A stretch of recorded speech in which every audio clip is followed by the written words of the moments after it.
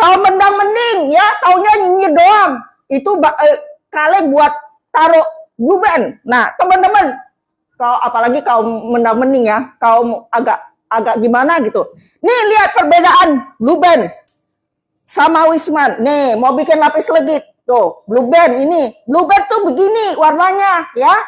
Kalau Wisman begini agak lembut tuh, agak kasar. No, buka matanya lebar-lebar ya. Kalau buram ke dokter mata. Oke, kita mau bikin lapis legit lagi. Lapis legit ready stock. Kalau kita nipu-nipu nggak mungkin laku ya. Bilang mehong. Tuh lihat bahannya. Oke, terima kasih.